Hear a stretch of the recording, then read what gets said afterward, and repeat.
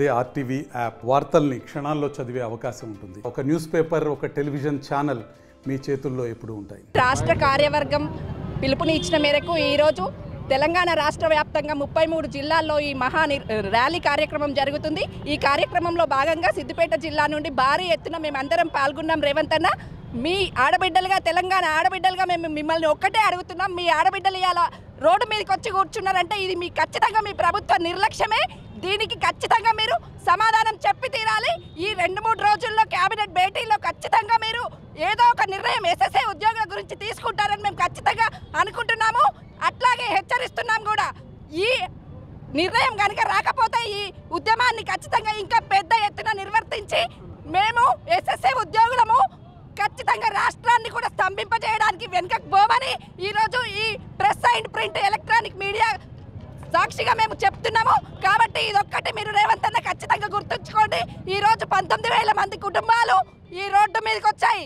రేపు ఆ కుటుంబంలో ఉన్న సభ్యులు అందరం కూడా ఖచ్చితంగా మీకు మీ పాలనలో ఎట్లాంటివి జరగకుండా ఖచ్చితంగా మాకు స్పష్టమైన హామీని ఈ కేబినెట్ భేటీలో మీరు తెలుపుతారని మేము కోరుకుంటూ, రాష్ట్ర కమిటీ తెలంగాణ సమరశిక్ష ఉద్యోగుల సంఘం రాష్ట్ర కమిటీ పిలుపు మేరకు 24వ రోజు నిరవధిక సమ్మెలో భాగంగా మేము ఈ సిద్దిపేట పట్టణంలో ఇది 2వసారి శాంతియుత నిరసన ర్యాలీ తీయడం జరుగుతుంది.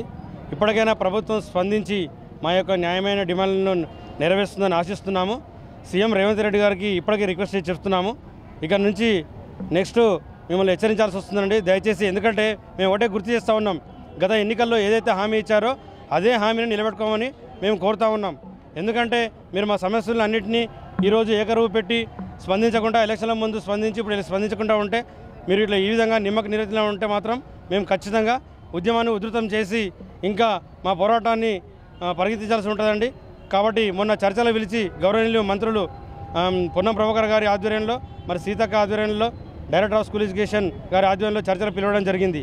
మరి ఆ చర్చల్లో మాకు స్పష్టమైన హామీ కూడా ఇవ్వడం లేదు. వాళ్ళు ఏమంటున్నారు, మీ చర్చలను మీరు టెంట్ కిందకి రండి, ధర్నా ఎత్తేసి రండి, మీ సమస్యలను పరిష్కారం చేస్తామని అంటున్నారు.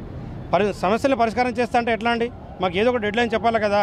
రాష్ట్ర ఆర్థిక పరిస్థితి అది అని చెప్తా ఉన్నారు. మరి గత ఎన్నికల్లో ఎందుకు మాకు హామీ ఇచ్చారు?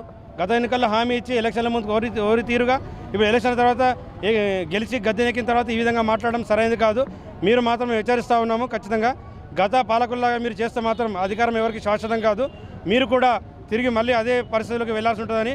కాబట్టి రేవంత్ రెడ్డి గారు దయచేసి ఈ 2-3 రోజుల్లో మా సమస్యలు పరిష్కరించాలని మేము రేపు ఈరోజు క్యాబినెట్ మీటింగ్ కూడా ఉంది. కాబట్టి ఆ మీటింగ్లో వెంటనే చర్చించి మా యొక్క డిమాండ్లను నెరవేర్స్తారని మేము కోరుతా ఉన్నాం. మరిన్ని వీడియోస్ కోసం ఛానల్ ని సబ్స్క్రైబ్ చేయండి. లేటెస్ట్ అప్డేట్స్ కోసం వాట్సాప్ ఛానల్ ని ఫాలో అవ్వండి. ఆ లింక్ డిస్క్రిప్షన్ లో ఉంది.